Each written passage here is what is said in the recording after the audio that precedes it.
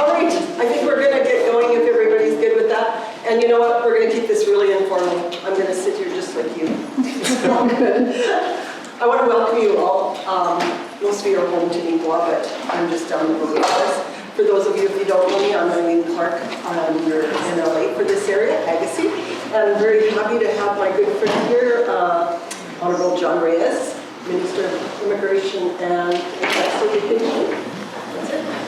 Good. And Matthew, we've got Matthew Kwok at the end. Staff to the Minister. And my partners. Yes, and do you want to introduce yourself? Yeah, my immigration pathways staff here, so it's been a long day. Want to introduce yourselves? And Crystal Everett. Okay. In the back, we have Dennis Volkoff. He's hiding. He's a long-time friend of mine. He's on your board. Yeah, Dennis Volkoff is the part of my Immigration Advisory Council. Yeah. He's the Executive Director for Association of Manitoba Municipalities, along with another Immigration Advisory Council member as well that we're going to do of West Immigration Services. So there should be no questions that go unanswered today. Thank you. I want to do a land acknowledgement. Before we start, I want to acknowledge that the First Nation peoples of Treaty 2 and the people of the Métis Nation on whose ancestral and homelands I'm speaking to you today. And I'm very proud to be the former Minister of Indigenous Relations in Manitoba, so I'm always happy to do the land acknowledgement. And before we go any further, looking over to my side here, thank you, Roder's Bakery. Always great treats. Thank you for supplying us today with some really great stuff. And I just want to acknowledge for those of you that are from Neepawa, I've had the absolute honor since 2008 when the first Filipino couple came to work at High Life. They came to Gladstone, and I'll not forget that night. It was in March, and it was terribly cold. And you know what it's like to come from the Philippines to this home. It was a husband and wife. They came all by themselves, and they were so scared, and they were so tired, and they were so cold. And we met them in our bakery there, and we talked, and you know, they could hardly carry on a conversation with us because it's pretty scary, I would imagine, coming to a new land. We talked for a while, and then I mentioned, oh, we've got a nurse at the hospital. He's been in Gladstone for a long time, and you know, maybe you could meet him. And I phoned to the hospital, and I said, is all of them working? Yes, all of them is working. I said, we need to take you down to the hospital. You need to meet all of them because he's from your country. And so away we went, and he was there, and their faces just lit up. And it was like, thank goodness somebody from the Philippines. So they talked in their own language, your language, and they found out very, very quickly that they were only miles apart. They had lived just miles apart in the Philippines, and you know, it just made everything so much better. Anyways, we really enjoyed Oscar and Sarah for the time they lived in Gladstone, and they had to go to work, but I think maybe the next day or the next night, they had to go straight to work, and you know, I felt so bad for them because they left a son behind.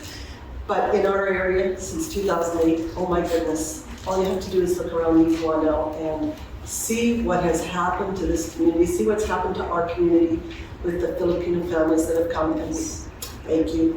We're so grateful because you know what, you're filling so many jobs and you're such a great part of our communities. And I just want to thank you 100 times over for taking that big decision and coming to, not just to Manitoba, but to Aggregates. Thank you. And for others from other countries have come as well. You know, over this period of time, we've had from other countries as well, and we're just eternally grateful because we couldn't be what we are without you. So when Minister Reyes indicated he was coming here, you know, a Filipino man, now our immigration minister, that's a pretty big win for Manitoba. So. Pretty big win for us, so I'm not going to talk forever this show. But anyways, I would like to turn it over to Minister Reyes and thank him very much and his staff for being here today. Thank you, Mr. Clark. Mr. Clark has always been warm and welcoming every time I come to a constituency. For me, I was here a few weeks ago, and I was here for Filipino Heritage celebrations here in Neepawa. And this time I brought my parents because they've never been to Neepawa. When they were here, they could not believe the amount of Filipinos they saw in Neepawa. they felt like they were at home. But that's just a cultural thing for our Kababayans, countrymen and countrywomen, is the word that we use to all Kababayans, is that very warm and welcoming, and it's synonymous also to friends of Manitoba, this part of the region is. So I was very, very humbled and honored to be here. I was very humbled and honored to receive a letter inviting me to come to Filipino Heritage celebrations here in Neepawa, because, and I know that in my visit, I guess a couple months before that, members of the Filipino community don't tell me, Sir John, Minister Reyes, come to our celebration here for Filipino Heritage, because I guess they were so excited because they haven't had a celebration in 2 years because of the pandemic, Mr. Clark. And what I told them, and every Filipino knows this famous quote, that I said, what did General Douglas A. MacArthur say? He said, World War, I shall return. So I said, I shall return, and return I have to Neepawa. Here I am again. So I don't know who is in charge of giving me a key to the town, but what do you call it? You don't need keys in the country. Okay. See, I don't know that. I can just walk in. That's very welcoming. So for me, I guess it's very important to me as the Minister of Immigration. When Premier Heather Stephenson had assigned me this role of Minister of Advanced Education, Skills and Immigration, she told me that, Mr. Reyes, I want to form an Immigration Advisory Council. And we did back in February 14th. We had comprised a number of people to be part of that council, and as you know, Amber and Dennis, who are here today, is part of that council. But the other thing that was very important to me was to get that input from different regions across the province, because we couldn't put everyone on that council. We want to make sure that we have proper representation and proper representation of feedback, ideas, and opinions on how we can improve and enhance an immigration stream that Manitoba created back in 1998. We were the first province to create a provincial nominee stream, immigrant stream, out of all the provinces that worked with the federal government back in the day. And now it's about time to improve and enhance that program. And I'll get into it with the slides here. So the slides is basically MPNP 101, if you want to call it, so that you're familiar with the streams on how you immigrate to Manitoba. One thing I do want to point out is Neepawa has done a great job in attracting immigrants and forming community. One thing that I learned with my visit with High Life, they don't just attract immigrants here, but they retain them and they build community. I remember prior to my political career, I was, I'm a news junkie and I would watch news documentaries. I think it was CBC. The Catholic churches do not survive if there's not a high number of Filipino immigration here. And I know that the Filipinos in general, because that's what I'm familiar with in Neepawa, you know that the community has grown when you have introductory remarks from 3 denominations of faith, not just Catholic, right? So that's when you know that the community here has grown. And going to High Life as well, I met also with software engineers from India. So I know that Neepawa is doing something right in attracting and retaining immigrants. And as a government, I'm here to listen to your feedback on how we can improve and enhance immigration in this part of the province. And I see some familiar faces here, so good to see you. I know you're going to have some questions and some comments, and I'm looking forward to hearing your feedback.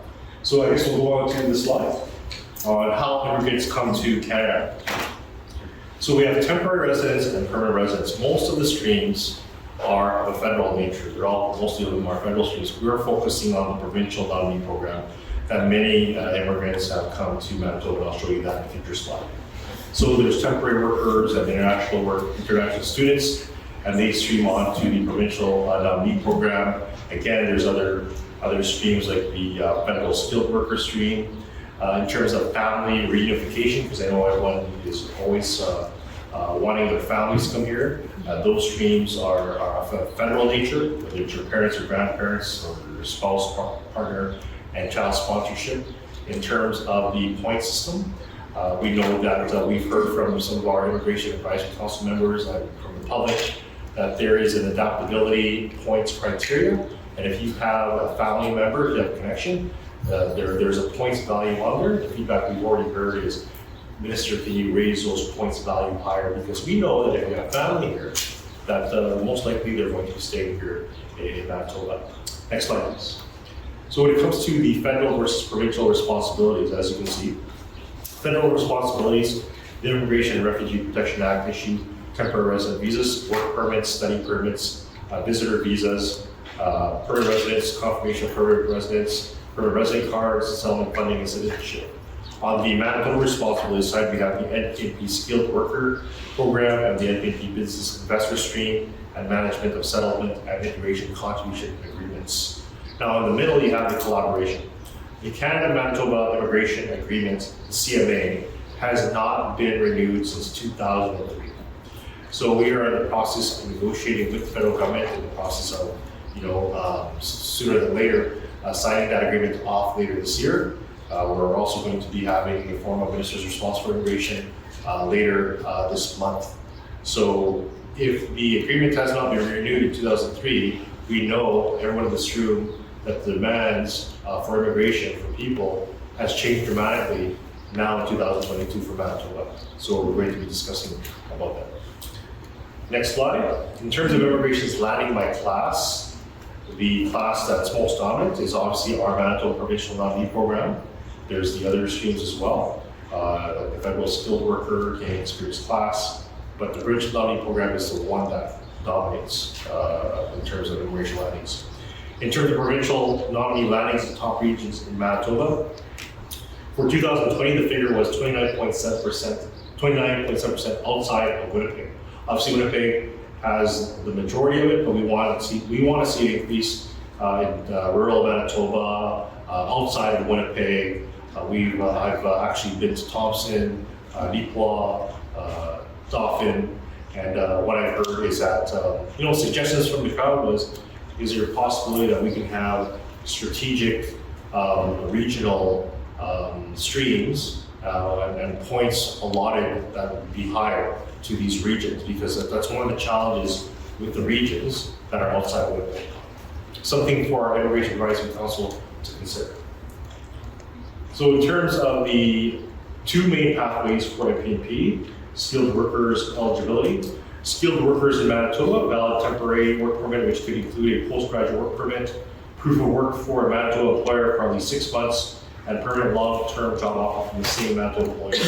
When it comes to skilled work from overseas, they must demonstrate a strong connection to Manitoba through the adaptability factor, must meet minimum requirements, summit funds requirements, must score at least 60 points on the points grid based on the following factors: language skills, age, work experience, education, and adaptability. The support of a family member or friend in Manitoba, prior education or work experience, job offer, or invitation to submit an expression of interest through a strategic initiative. Again, that's being looked at by the Immigration Advisory Council. They've actually made recommendations, and again, I'm looking forward to your feedback. So the next slide, the MPP skilled worker application process, which some of you are familiar with. You go on the immigratemanitoba.com website, you create an online Government of Manitoba single sign-on profile, you submit an online expression of interest, an electronic assessment assigns a point score to each EOI, and the eligible EOI is added to a pool for 1 year. The highest scoring EOIs are then drawn from the pool every few weeks. An LAA, a letter of advice to apply, is sent to each potential applicant by email, and a complete application with all documents. The $500 application fee must be received within 60 days. They complete the application, complete applications receive full assessment, and the NPP skilled worker applicants are nominated or refused based upon program criteria. The NPP skilled workers submit completed permanent residence application to IRCC. IRCC assesses the application and conducts integrity, criminal, and medical background checks, and the provincial nominee lands in Canada as a permanent resident with full mobility rights. In terms of the business investor stream, you have the entrepreneur pathway. Minimum net worth is $500,000. 3 or more years of full-time ownership, senior management experience. They make a minimum investment of $250,000 in the Manitoba capital region, or a minimum of $150,000 outside the capital region, and actively manage an eligible business in Manitoba. There's also the farm investor pathway, the minimum net worth of $500,000. 3 or more years of farm ownership or management experience with transferable farming skills, and make an eligible farm business investment in Manitoba. And you also have the international student entrepreneur pathway. You operate a business as a senior manager in Manitoba for only 6 months, while on a valid work permit or post-graduation work permit, they complete a 2-year post-secondary program in Manitoba. Now, we're also going to touch on the Ukrainian situation, which falls mainly under IRCC, although we have been involved through our NPNP. So I'm going to explain the IRCC measures for Ukrainians outside of Canada. You have a temporary resident with open work permit pathway launched on March 7, 2022. Prioritizes visitor visa processing and response to inquiries. No limit on numbers. Eliminates many normal visa requirements, including fees and valid passports, and grants exemptions for unvaccinated and partially vaccinated Ukrainian nationals entering Canada. A stay in Canada can be extended up to 10 years or until its passport expires. 3-year open work permits will be issued to allow employment anywhere in Canada. Employers wishing to support Ukrainians through offers of employment can register available jobs using Jobs Bank's Jobs for Ukraine webpage. For IRCC measures for Ukrainians inside of Canada, the status extension for Ukrainians currently in Canada on temporary permits, prioritizes the renewal of visitor work and study permits, waiver of fees retroactive to February 22, 2022 and until March 31st, 2023 for temporary work permits. And administrative deferrals or removals is a temporary measure that can delay a renewal order that would normally require a person to leave Canada immediately. That's for Ukraine temporary residents in Canada. And you also have the NPNP measures for Ukrainians. What we've done is we prioritize processing of NPNP applications of Ukrainian citizens. We prioritize processing for Ukrainian citizens waiting to submit an expression of interest and who meet the following criteria: their citizenship, minimum language requirement of CLD4 on a larger language test, established connection to Manitoba, most relative, disrelative, etc., and score at least 60 points according to NPNP assessment criteria.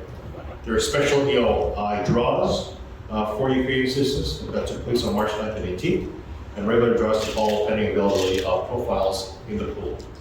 We've also waived the $500 application fee. Refunds will be offered to Ukrainian citizens who submitted an application on or after February 22nd, 2022.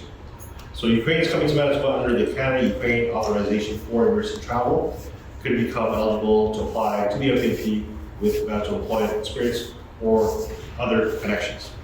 And taking a proactive approach from early on, there is a Manitoba for Ukraine.ca webpage, which helps Ukrainian nationals look for a job, any type of information in terms of social services. Also for Manitoba employers, should they want to employ Ukrainian nationals as well.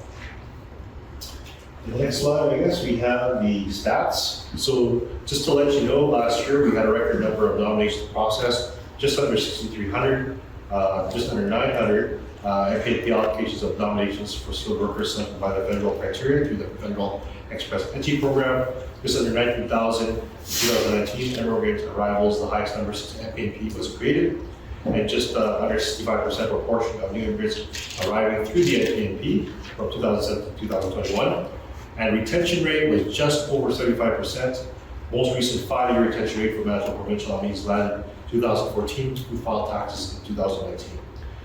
Just under 150,000 number of new immigrants who have settled Manitoba between 2012 and 2021, all categories.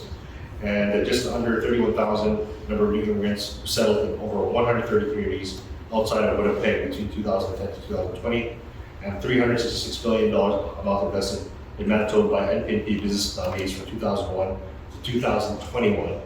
Obviously, we'd like to get these numbers up, and that's my presentation. And if you want to have more information, you can go to the immigrate.manitoba.com website. Again, I'm looking forward to your feedback and any questions, any deep technical questions. That's the reason why I have my department here as well. Everything is really to reevaluate all the feedback that you have.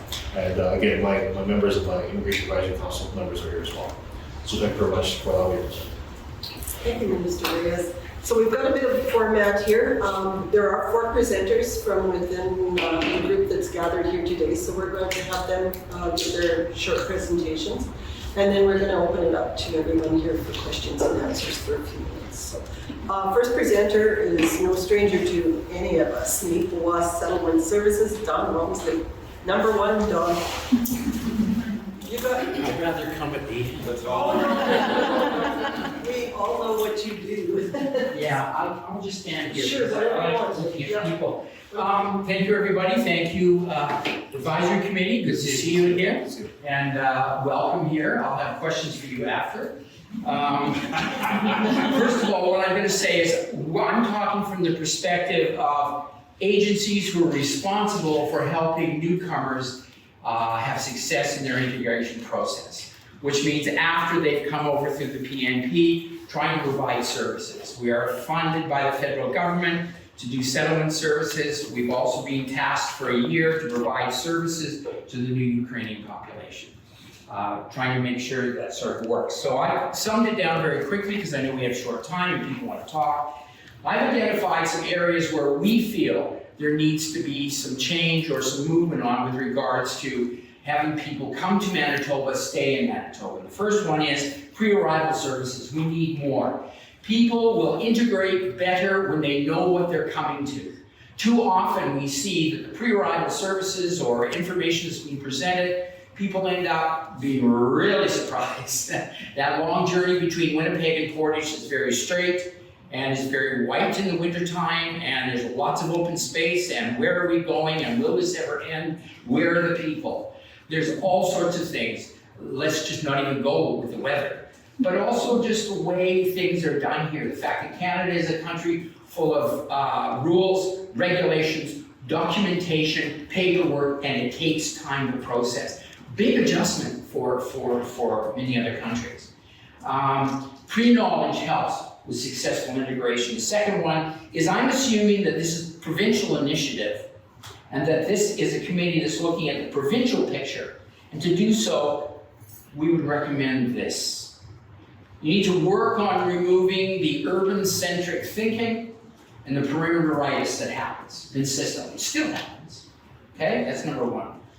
Two, we recommend that there's a dedicated group within the government department that actually looks at really liaisoning with communities outside of Winnipeg. If you want growth to occur here, if you want settlement to occur here, you need to, don't just ask them to send in the information, you'll take it from there. You actually need to have somebody you can go to within your department who can say, I know what's happening in Thompson. I know what's happening in Neepawa. I know what's happening in Gladstone. I can tell you what the community wants to do. It means you engage with the community, municipal leaders, with the employers within the community. You need to give some thinking to that. Too often we say, oh, send us your information. Okay, great stuff. Yes, and there it goes. So that's it with that. The next one is critical. Credential recognition. This has been a chronic challenge for years. We see here, and I'm just talking about our particular area, between 25 to 30% internationally educated professionals. So here they come, seeking to take a look at, can I work with where I am? The credential recognition program, I think nobody who's involved with it would say it's not challenging.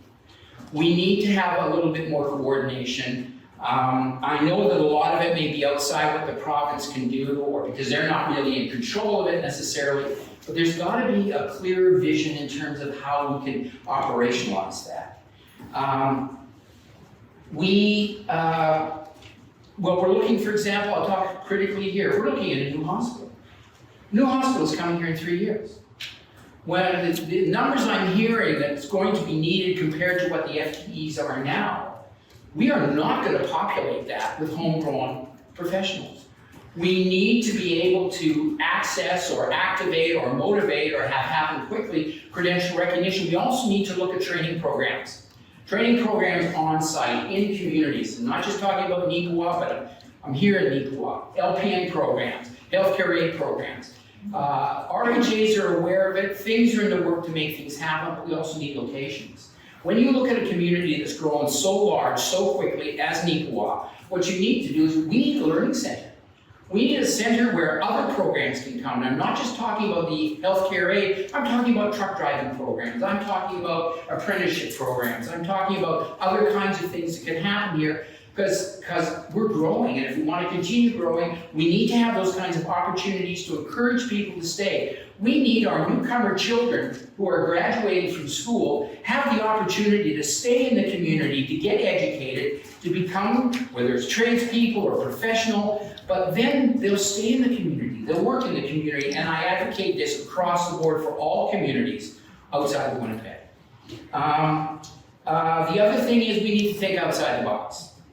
And that's why looking at things like learning centers or that kind of thing would be very helpful. I have another question, not a question, another comment. Temporary foreign workers. The current provincial approach to supporting newly arrived temporary foreign workers is not adequate enough.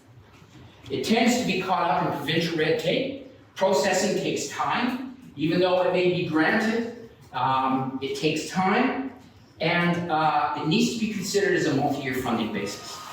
Operating year to year to year is a challenge for everybody. That includes government systems that are funding it, as well as people who are delivering it.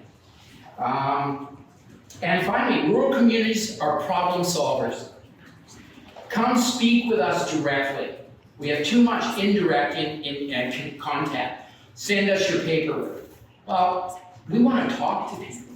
We want to be able to have dialogue. We want to work together to address the needs of our newcomers and our communities. And really, it boils down to we need to start dialogue. We need to start the conversation. You really need to hear beyond just simply what we send in paper, what's happening in this community. Because other communities will have it slightly differently. I'm looking at colleagues here, and I know, for example, that there are other issues and other challenges. When we're looking at how do we support our newcomers, regardless of where they come from, in a community, to stay in a community, we need these kinds of support. We see these same kinds of issues with people who are born within Canada. They get up and leave because these kinds of supports aren't there. So it doesn't make any difference at all. So I'm going to end now. Thank you very much for the time. Try to stay on point, give you something to think about. And now I'm going to ask the advisory committee who are here and who attended the other meetings. And please, no political rhetoric. How have you found this advisory board meeting concept? Are you getting some tangible stuff back? What commonalities are you seeing? I'm not holding you to any political commitments at all, promise. No expectations, but I'm really interested in dialogue, and I'm interested in hearing what you're seeing, and thank you very much for your time. You're on. You're fast.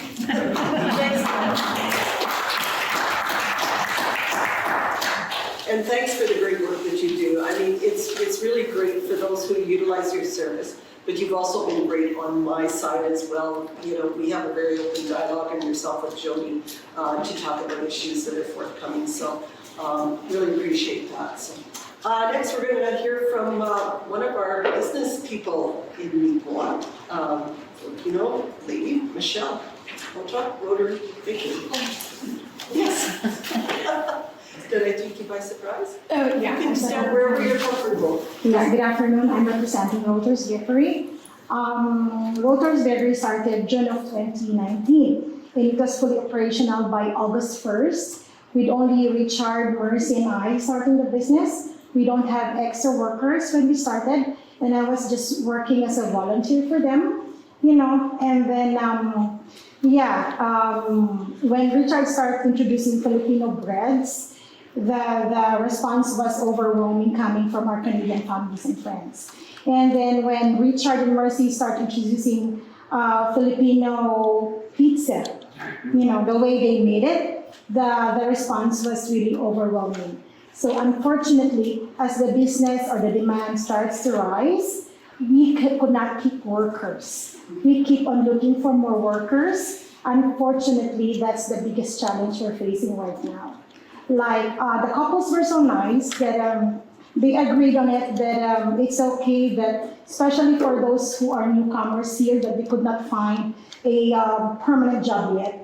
They can come and work in the bakery until they could find a stable job later.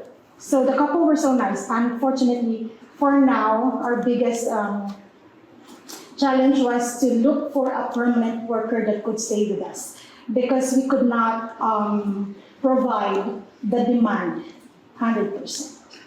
So thank you, and hopefully this today you're gonna help us how we can solve this problem that we are facing right now. Thanks, Michelle.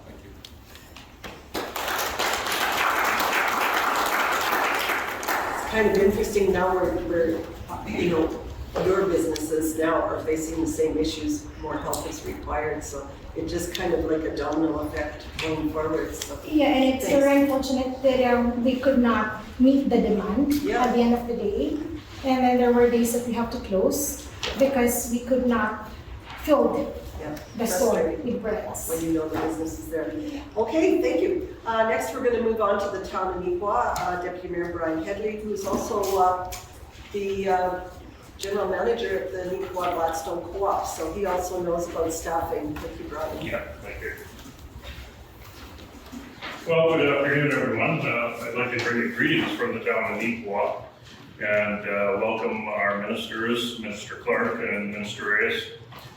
Anytime that we have provincial ministers coming to Neepawa, we're very pleased. Eileen, we see you quite often. We're very happy about that. But Mr. Reyes, this must be about the fourth time. Yeah, we're looking forward. And I don't need a key. We're looking forward to many more times this year. And certainly I commend you and our Premier on creating the advisory council for improving immigration policies.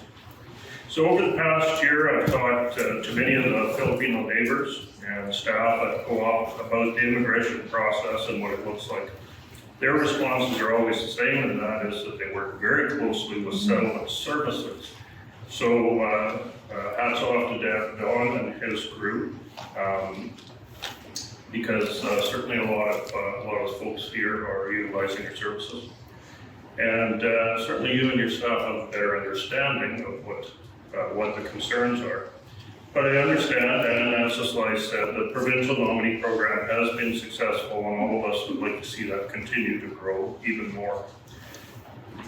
I think I could probably just say ditto to Don's comments, but I will reaffirm some of the things that he mentioned, and as well, Minister Reyes, you brought up at the Filipino Heritage event about the education credentials. And it's not uncommon for myself to have neighbors that are lawyers, engineers, IT professionals. And there is such a need in our growing community for professional people that we need to find a process that will move them into some of these positions a lot quicker. Our town of Neepawa council and administration staff are continually discussing with the province our desire for creating a training facility in Neepawa. Mr. Walmsley talked about that as well. Traveling to Brandon is time consuming and costly for the newcomers who are trying to upgrade their credentials. And many do not arrive in Canada with access to a vehicle. So vehicle is a problem. A training facility would also help the province with quicker economic recovery as more people enter the workforce trained for healthcare, business management, and many other positions. So our EDO, many of you know Marilyn Crew. Marilyn and I were talking this morning, and we talked about how the nurses have a training, a rotational training program, and we wondered why there couldn't be something as well for trades or early child education, things like that could move around amongst throughout the province. From again, talking from many of our neighbors, daycare. Daycare is a problem. Families, when the families come over, both parents are working and getting access to daycare is very difficult. So retention of the newcomers is very important to Neepawa. It's also a key emphasis to the province to try and keep people here. And finally, as a businessman in the community, I'm excited about the growth that's occurring throughout our training area, but I am concerned about where the labor is going to come from over the next decade. So immigration is vital to Manitoba, to Neepawa, and to our business sector. So thanks. Thank you, Brian.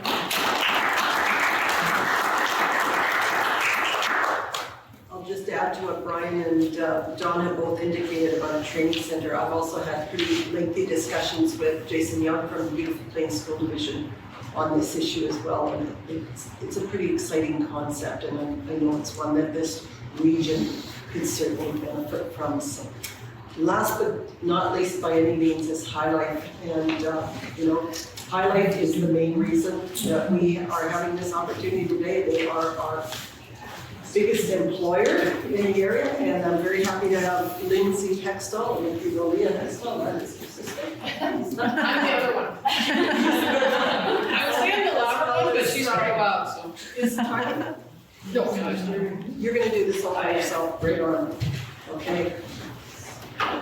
Does anybody want a hard copy of this? I don't know. I only have you. Sorry, My name is Sharon. I can introduce you. No, that's okay. You're obviously the pilot. Yeah, this is Deborah Casper. She likes to stay on the show. She's out there now, so. Yeah, and Cheryl sitting beside her is also our integration. Oh, okay, thanks. Thank you. Thank you.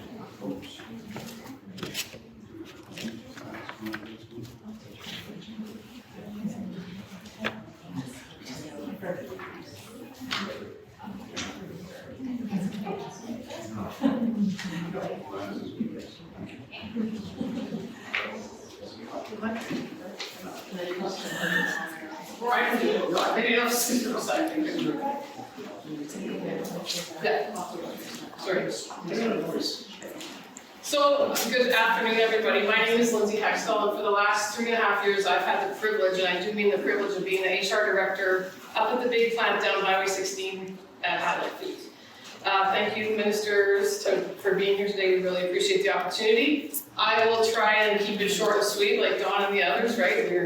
I'm not as maybe passionate about some of the issues, but I'll definitely look forward to what we can do here together. So, just a little bit about the background of High Life. So back in 1994, there was these 4 southeastern Manitobans. They said, why shouldn't we just create this huge integrated pork processing idea, right? So they wanted to put this company together. There were 3 Dilfor brothers and a man named Don Jensen. So they were in the farming industry, and they decided to keep growing and growing and growing. So over the years, we started with a few barns, and we have grown into a multi-global company. So we have operations in Canada, obviously, China, Japan, Barbados, and we have even a restaurant over in Japan called High Life Pork Table, which if you ever go to Japan, go take a look, it serves all our pork, which is great. And we have these 3 processing plants, one in Neepawa, which is our flagship and our kind of gold star plant, it's our biggest plant. We've recently purchased one in Wyndham, Minnesota, which is kind of that duplicate of what we're doing in Neepawa, and then we have a plant in Salvatierra, Mexico. So that is where our reach is. We have 4 feed mills, 3 in Canada, Randolph, Killarney, in La Proprie, and then 1 in North Dakota, Canada, North Dakota, if anyone knows where that is. And we have become Canada's largest integrated pork producer. So when I say integrated, that means basically from the farm to the fork. Okay, so we raise the hogs, we feed the hogs these amazing feed mills, we transport them, we bring them in to be processed, and then we ship. So we have logistics, IT, all the career choices you can imagine. You can come to High Life and there's an opportunity for you, and that's what we've done in the community of Neepawa, which has been amazing. We have over 4,000 employees worldwide, and you can see our reach on the map is very, very broad. We have 20 countries that we export to, and every year we produce 3.4 million hogs, and we process 3.8 million hogs. The gap there is we do purchase some market hogs. So if you're wondering, my math is off, no, it's not that. It's just that we do buy some hogs, okay? So that's a little bit about us. And I always wonder if I could go back and talk to Claude and Denis and say, could you have ever imagined the impact that High Life would have in Manitoba when you decided to start this whole thing, right? We have over 2,700 employees working in Manitoba throughout. We have, last year alone, created over 130 new jobs. So we are growing, we're not gonna stop growing. Our goal is to keep on expanding everywhere we can. And since January 2022, we've invested $62 million. And so those are in developments or infrastructure investments. So something like our water waste plant treatment that we have here, we partner with the town of Neepawa very successfully. We have our truck wash that we built in Killarney. And the plant alone, if anyone has been there before, and now I know Marilyn and some of the folks from the town, maybe you've been into our new High Life Lounge, we've done a whole new welfare area for our employees, new locker rooms, new washrooms, new cafeterias, new offices. We've made improvements on our cut and our kill floors to make what we do even better and take care of our employees more each and every day. And over the next 2 years, we're going to invest $25 million more in our farm side. So that's building new barns. Many of that will be in southern Manitoba, some in Saskatchewan as well. So if you're gonna have pigs, you need somewhere to process them. So in 2008, High Life decided to purchase what was then Spring Hill Farms in Neepawa. So that plant at the time had 400 employees.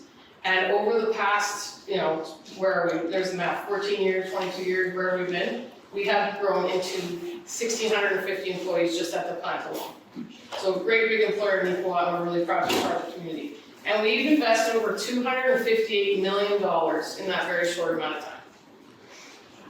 So what does that do to the community, right? Neepawa is one of the fastest growing communities out there, and we're very proud to be a part of it. It's grown 56% in 2011, which is bananas if you think about it, right? It's just amazing how the growth that has happened here.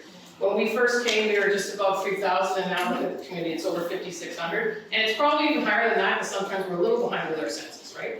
So this investment in growth has helped, that High Life has done, has helped support the community of Neepawa and all our employees and their families that work for us. But we could not do what we do and run a pork plant without the Manitoba Provincial Nominee Program. If you're going to have any sort of manufacturing facility that has thousands of employees, especially in small centers, you are going to need to have stable, skilled labor. We have an amazing turnover rate. We're only 16% last year. The industry average is around 30%. Part of that is because of the way we handle and work with our partners to settle the families and our newcomers to Canada. The Manitoba Provincial Nomination Program allows us to do so fluidly. We bring in almost 200 people a year, and we realize the sacrifice that those folks are making because sometimes they don't see their families for a few years, right? We eventually get them over, but they come here to create a better life and a better home and future for their children in the future. So when we go through this, we realize that the PNP program has allowed us to empower High Life to build a really strong workforce. And we went to the Philippines, just so everybody knows, because when you're looking for skilled labor, you also need to have a solid English requirement, and that country provided us with both, as well as just an amazing group of people, right? So what happens when you bring over our employees, right? They come as an individual, but then there's this big ripple effect. They start to bring over their families.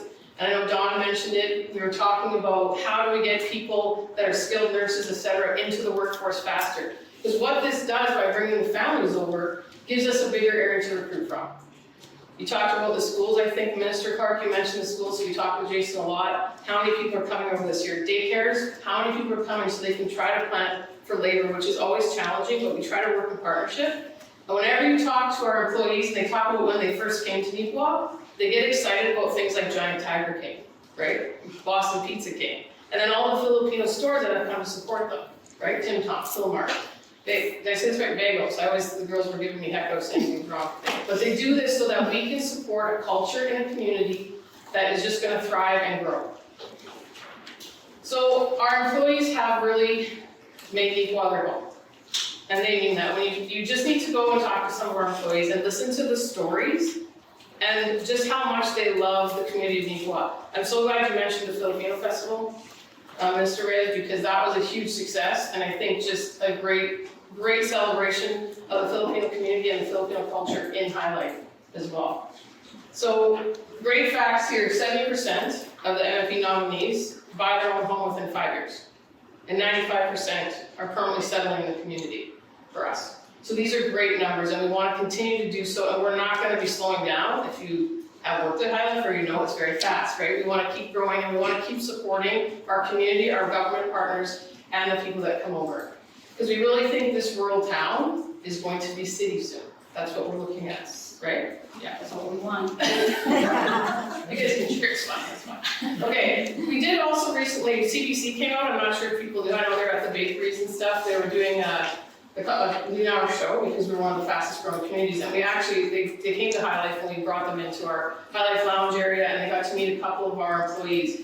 I say this, if anyone knows me, not all of you do, but I don't. I'm pretty straightforward, and when I say we have the greatest people, we really do, and these are two of them. So Lyanne Cypress came over in 2019. She was the second batch, so they all call each other batchmates, right? She's in the second group. There was only 21 Filipinos in Neepawa at the time that had come over through the program, and Diana's in the second group. Diana's gone from meat cutter all the way to our director of operations, so she's running the cut and the kill floors, right? It's just a fantastic story. Her family's come over, and she has seen the growth. And if you talk to her journey about what she's seen happen in the community is awesome. Then Jonathan, who actually directly reports to me, he's a great guy. He came over more recently in 2019, and he's brought his wife over. And when these folks get to become permanent residents and then they move on to get their Canadian citizenship, the joy that they have to join our country is super touching, and they are very excited to be here working in our communities. So Highlight is all about continuous improvement, and like I've said, having the Manitoba Provincial Nomination Program has been a key to our success. We will always work with each other to make sure this is successful. But I would be remiss if we didn't talk about some things we can do moving forward. Processing times can be a challenge. And I know you guys, when do you not hear about labor, right? You're in the government, you're always hearing we need more labor for everything, right? But we would like to see the ability to process things faster, to do certain things like get our employees in a more timely manner for our labor needs so we can continue to grow and have their families come over in a more timely fashion so they will be more comfortable in the country and we can support them. I think to your comment on settlement services are incredibly important. We have an amazing immigration team, an HR team, and other teams that help people and grab them when they come in. The weather, we actually have presentations on how to dress for winter, and everybody we talk to talks about winter, right? So just the little things we have to keep remembering to do well as we go forward. And we'd also like to talk about the national level. So the LMIA program, we need these two programs to work in parallel with each other and complement each other so that they both can be effective to their utmost ability, because we need this program to continue. Manitoba is incredibly, we're very lucky to have this, but we need to continue to get better and work with our federal counterparts to ensure that this will continue. Okay? So that's it for me. I just want to say thank you so much for this opportunity. Highlight always likes to come out and talk in the community. We're usually around. But if you guys have anything you'd like to ask about after, we're around. So thank you very much for your time. Yes.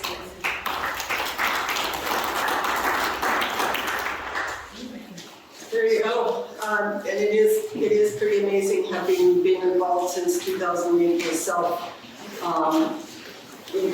For those in the room that have known me a long time, you know that I'm really strong in rural roots, and I love to see what's happening in rural growth. It's really important. And this would not have happened without the willingness of your families to come. It's really important. And I remember when I was mayor in Gladstone, and the first opportunity we had to hire a Filipino public works guy. And you know what, he really smartened our staff up, because he would start telling me stories what it was like for him in the Philippines growing up as a child, and what it was like now with him without his family. I don't think his family was there yet. And our staff who sometimes grumbled a little bit too much and thought they had life really tough here, they really changed their attitude, because they said, you know what, we had no idea. And he would tell them how they had to go across the river or the water and take different clothes to change, just to go back and forth to school every day.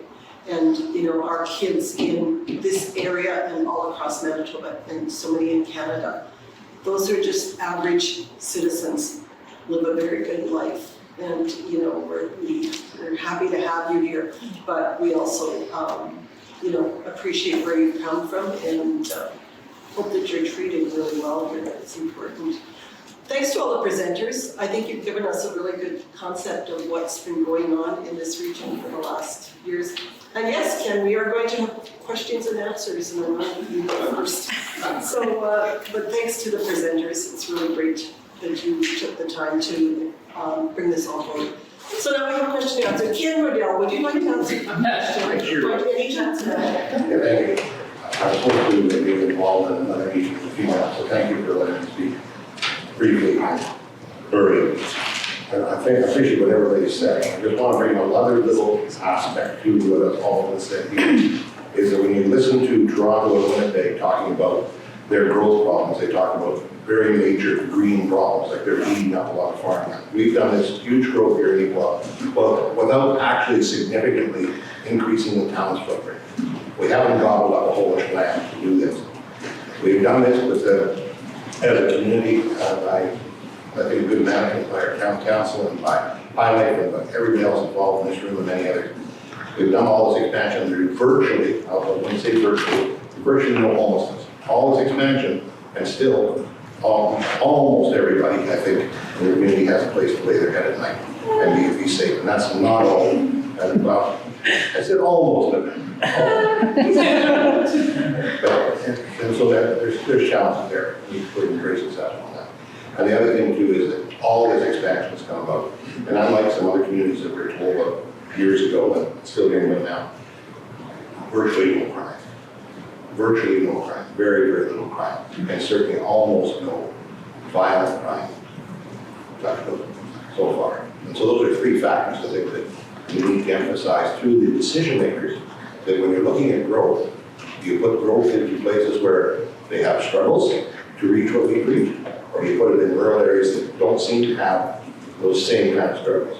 It's green, it's safe, and low crime. No question?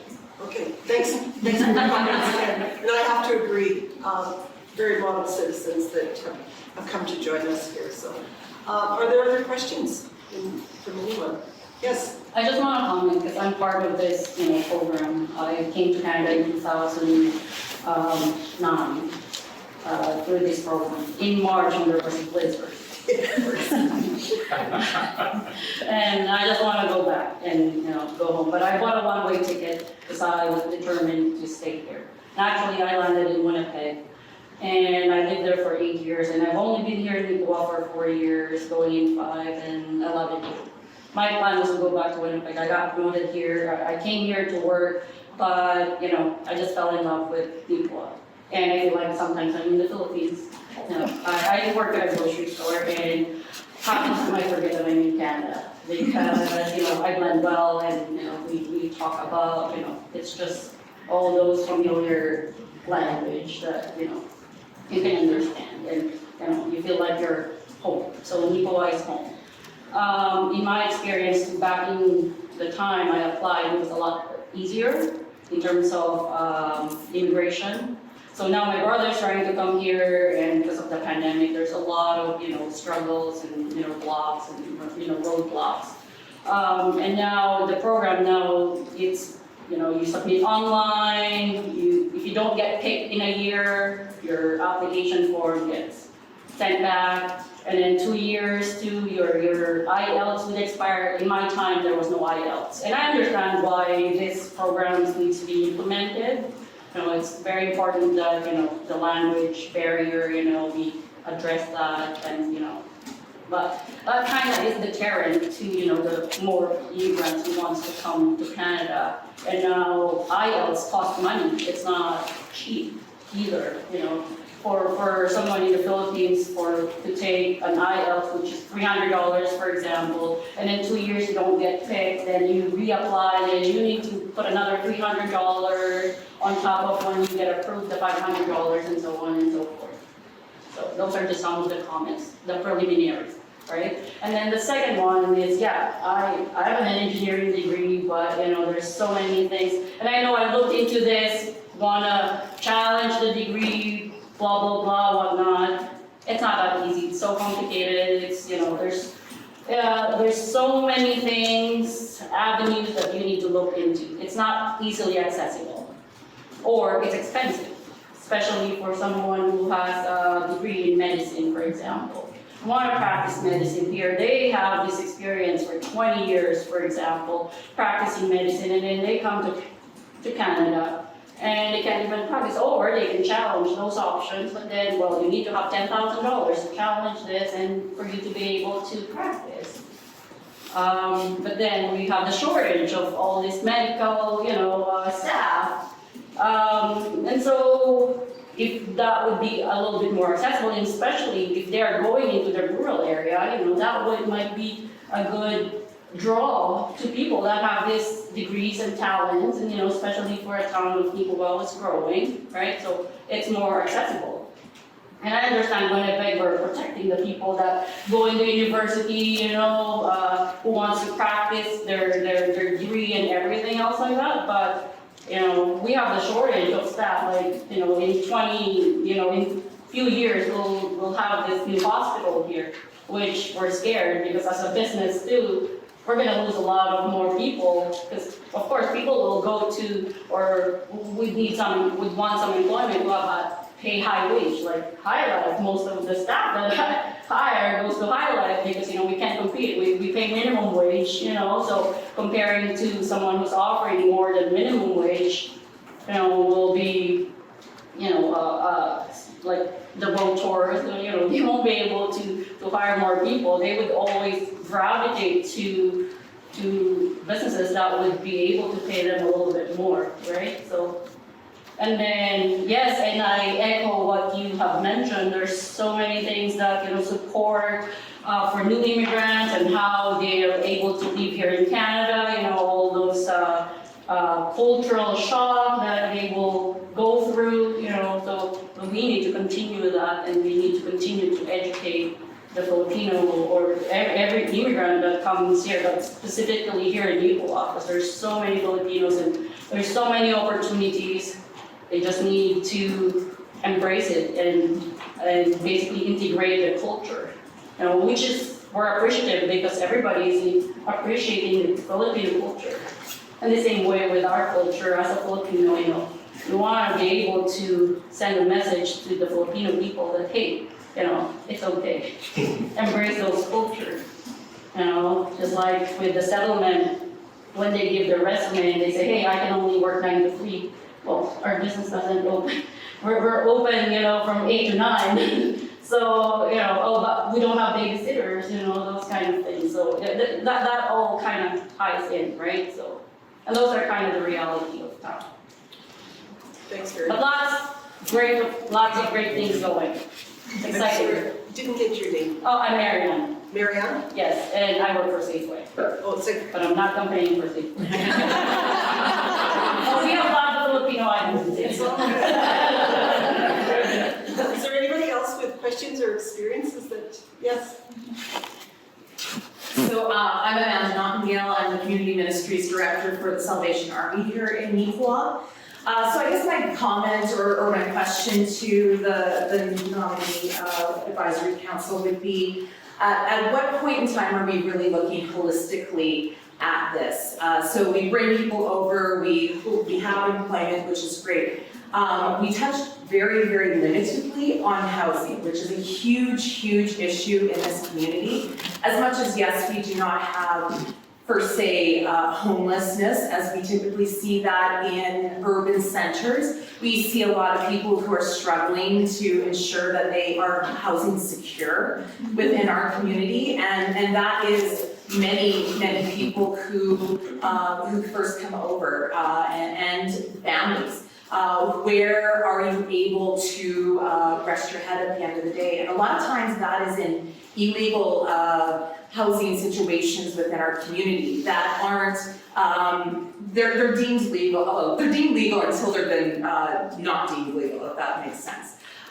So there's a lot of housing insecurity within our community, and I think that as a community and as a province, we really need to look at that in a different way. How can we make affordable housing for people? How can we have more affordable housing for individuals who are under 50? There's a huge gap for those who are 18 to 50, looking for just a single dwelling, an apartment, a bachelor suite to rent. The other side is when sometimes people are not successful in their employment journey with whether their nominee program, they start to fall through the cracks, and then we get to see them and try to help and support. The problem is in a rural community that the access to resources are limited, extremely limited. We saw a 60% increase in our food bank over last year, and we're continuing to see almost a 40% increase right now in our food bank usage in the last few months. There is a huge, huge issue with how people are surviving out there, and whether that is gainful employment, But when you start to have, yes, I'm only now working minimum wage, and don't have a babysitter, and how are we gonna make ends meet? And now I'm into a house that I can't afford, but I can't rent out my basement to another family, but I can only rent it out to 2 other people. That's not necessarily gonna help me pay the mortgage this month. So then what happens? Then there's stresses at work, people don't show up. There's a whole other aspect to that, and I hope that we look at it as an entire holistic view. Education, yes, extremely important. When we did our community consultation just a couple of months ago, that was one of the ticks off the boxes for our clients and for our community. Housing, huge, huge thing, as well as good employment circumstances. So I think probably I would like to see that really it's just not only one department that needs to look at the provincial nominee program. And it's not just education, but it's also, you know, a lot of other things. I think as a province, we really need to look at how can we assist rural communities in that next growth. Yes, we're on the verge of a city, but we're not prepared to meet the demands of what an urban life is going to meet in this community. We are not prepared to support those who fall through the cracks and aren't able to sustain themselves. And if we are able to do that as a community, then, but we need supports through programming, and that's at all levels, whether that's municipal, provincial, and federal. And we all need to talk, again, as Don said, we need to talk together as a community to say, hey, this isn't just a high life issue, this just isn't settlement services, this just isn't the town, but this is our churches and our daycares and our schools and our social services. And that, I think, really is important for us to really understand that as a community as well. So I hope that the advisory board is looking at a holistic view. Thanks, Amanda. You brought up some really good points. Many all rural communities are facing more challenges that have existed probably in the larger urban centers when we talk about homelessness, when we just talk about our local food banks done by the churches or Salvation Army, and that we're facing bigger challenges, but we really don't know how to deal with it because we've never dealt with it before. We had a homeless person in Gladstone a year ago, and he's lived in Gladstone all his life, and he was not deemed anywhere near, but due to family issues. And you know what? I felt completely helpless because there is nowhere to go. Who do I talk to? How do I help him as an MLA? And you know what? I was just kind of at a loss, and I felt terrible. But yeah, we have to get out there. So thanks for your comments. I would echo that. We need to build community capacity. Yeah. We need to be really thinking of that for the long term. I hear what you're saying. Yeah. Anybody else? Yes, Ray. Can you speak a little bit to the actual mandate of the advisory committee? Is it broad enough to encompass the things we're talking about here, like daycare services, like education, training, housing, things like that? I'll tell you specifically what the mandate of the Immigration Advisory Council is to review the entire continuum of immigration from recruitment to retention of newcomers to the province of Manitoba, providing clear recommendations and concrete actions to the Manitoba government to address the following goals: attract more immigrants and business investors to the province, streamline the NPNP and other immigration pathways currently offered, strengthen the right balance between the province's regional labor market, economic development, and community needs, and enhance Manitoba settlement, integration, and FCR programs, services for all newcomers in Manitoba, and work to encourage labor market attachment, improve foreign qualification recognition, and bolster immigration retention.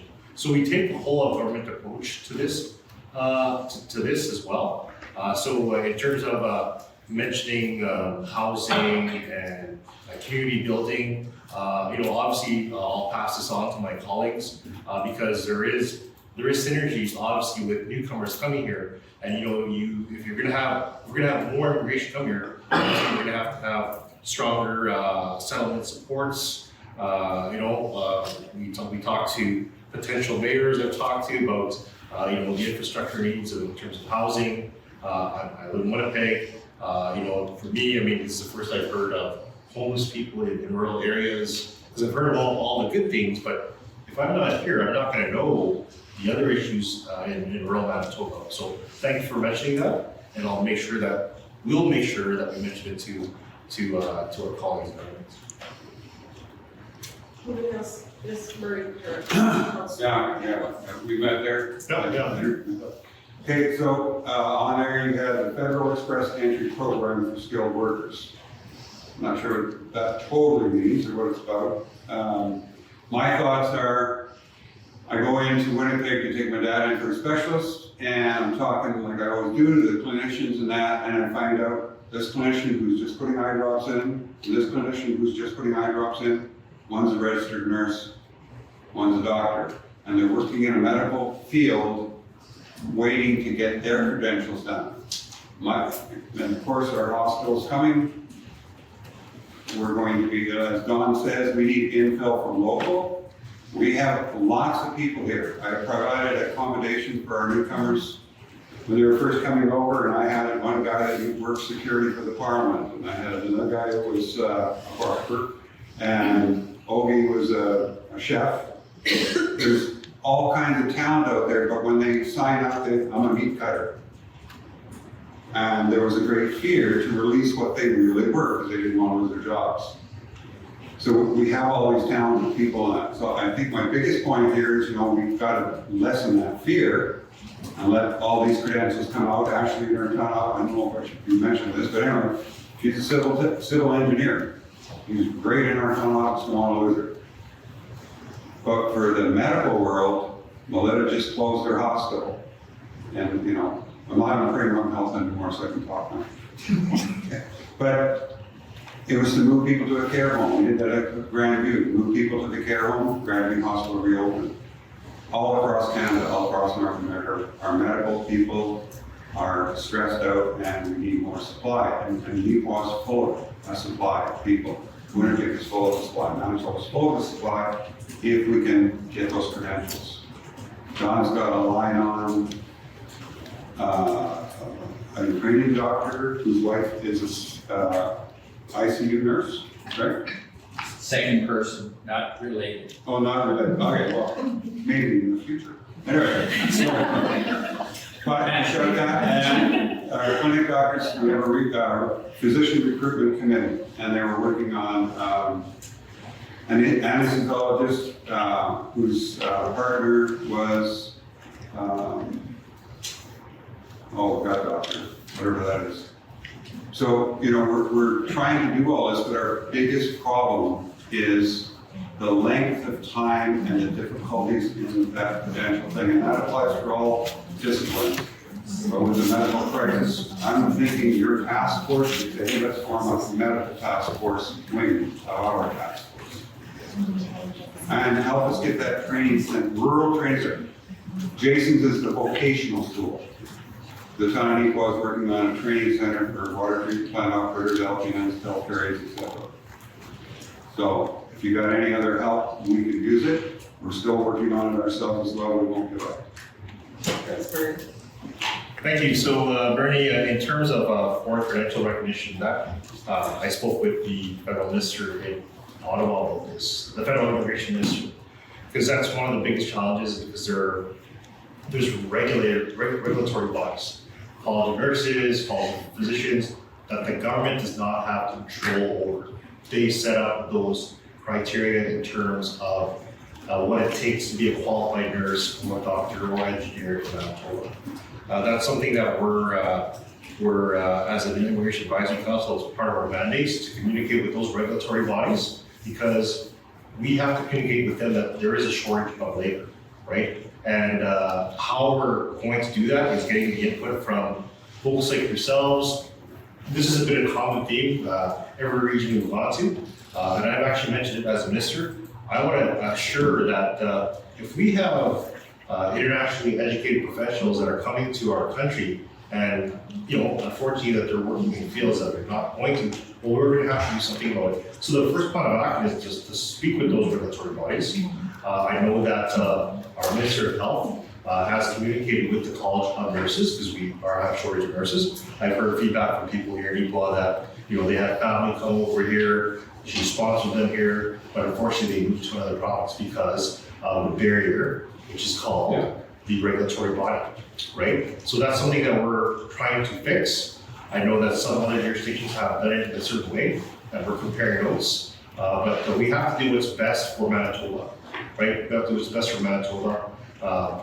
Respectfully though, regulatory bodies do have their regulations because they want to approach it the way where their policies and procedures is what's best for Manitoba from a safety standpoint. So we have to find a middle ground. We have to find a middle ground in terms of streamlining the process. I know somebody has used the word seamless process. Are we ever going to get there in terms of seamless process? I'd like to think so, but it's going to take some time. But the thing is, we do have a labor shortage. We do have a labor shortage. That's something we have to communicate with some of the colleges, and that's something that we're continuing to converse with these regulatory bodies. But the thing is, we also want to have a timeline on trying to get a favorable result for international educated professionals that are already here in Manitoba, that are already here in Neepawa. Because I know there's a lot of them here that have professional backgrounds that would like to be practicing what they learned back in university. Yeah. Thanks, Marie. Any other questions or comments? Yes? My name is Don, I'm from Portage, Prairie. I want to say that my community is not hosting ones. I don't waste no time from Neepawa. Just a couple You're comments. here, you're in Manitoba, it's all good. Just a couple comments. Manitoba government is a leader in response to Ukrainians, and I absolutely applaud that. It's outstanding work. TAP, access to daycare, save-day health cards. If we can extend that to other groups, that would be amazing. But the work you've done to respond to the Ukrainians is really powerful, and people from around the province are coming to Manitoba because of the Ukrainians are. That's great work. Just let's extend it to other groups. Internationally educated professionals, we've talked about that. Business investment stream, how about a social enterprise stream? How about nonprofits? The problem is often nonprofits don't have the money, and the investors do. So how about a social enterprise stream where you team up nonprofits with people who have the money? Could work beautifully. And I drive around the world in Manitoba all the time. A lot of these businesses are not making money from newcomers. They've invested and they're going to get the permanent resident, but it's not a successful business model. A social enterprise model could, and increase training and opportunities. And finally, how about rewarding businesses and communities that are leaders in anti-racism work? Because you have diversity does not mean you have equity or inclusion. So how about rewarding where you can see representation on school divisions and municipalities and nonprofit boards, the big ones, and in private business where there's real representation in decision makers of different races. And you can reward them through more grants or more numbers for immigration. Those kind of things to incentivize that. Because we're not very good at us, those white folks that are in power and they'll live through all of our lives. So those are just a few ideas. Thanks, Don. I didn't get your last name. Oh, I don't. Thank you. Thanks for your comments. Thanks. Anybody else? Yes, Rick? One last thing. I apologize, I didn't introduce myself the first time, Rain Pryor from NACTV. I just have a question about timelines. It's sort of a two-part question. Because you are an advisory committee, so I believe there is a timeline as to when you are presenting these recommendations to the government. And then do you have any indication, because you've said that one of the things you're asked to provide is concrete ideas of things that we can do. A lot of things we're talking about here, we're 3 years, we have a new hospital. We're kind of on a bit of a tight timeline for needing some of these resources. Do you have any indication of when they want to start implementing some of these things? Well, the report has to be done first prior to the end of the year. Right. So after that, the report will be presented to the cabinet, to the premier. That's the process. And then we'll have an action plan in terms of the timeline. What I can tell you is we have a labor shortage. What I can tell you that Premier Stephenson wants to make sure that we address that labor shortage. One of them is immigration. Immigration is a crucial enabler in terms of economic recovery and growth. And that's the reason why I'm here today, along with Minister Clark, here in Neepawa, to listen to the stakeholders, the public here, on getting ideas on how we can improve and streamline immigration and how to fulfill our mandate. And one of the consistent things that I've heard is for credential recognition. I've heard about holistic approaches in terms of housing, because if Neepawa, in this case, is going to grow to be a city, and I hope they do one day, I mean, they're going to need the infrastructure and the services that they need. So if I'm not here face to face, this is the way I'm going to learn, is by interacting with the public. And this is the reason why we have public consultations across the province to get that feedback. But I can tell you that the report is due by the end of the year, maybe sooner. And we also are planning to sign a Canada-Manitoba immigration agreement sometime this year as well, hopefully sooner than later, because the needs of Manitoba in terms of immigration and labor needs have changed. Thank you. Thanks, Reed. All right, I thank all of you for your questions and your comments here today, and especially to our 4 presenters that gave us a really good overview of Neepawa region and what's going on. Also to the minister and his staff for coming. It is so much easier for them to come here. I've always said that it's easier for us to go to the people than to try and get people to come in for meetings and more people can participate, which is really good. So thanks for everyone. And to Rotor Bakery, that's very unfair that you would go put that pizza there that I have to sit here and smell it. That just isn't fair. But no, thanks to everybody. It's been really, really good for me too to have this opportunity to meet with all of you and hear from you. And you know, although I see you on a more regular basis. And as Minister Ray has already said, there you can visit theimmigratmanitoba.com for future dates of immigration public consultation sessions. So lots of opportunity there. So thank you. I guess with that, our meeting is adjourned, and thank you for being here. Safe travels home. It's all good. And thank you again to Rotor Bakery. Wow. Thank you.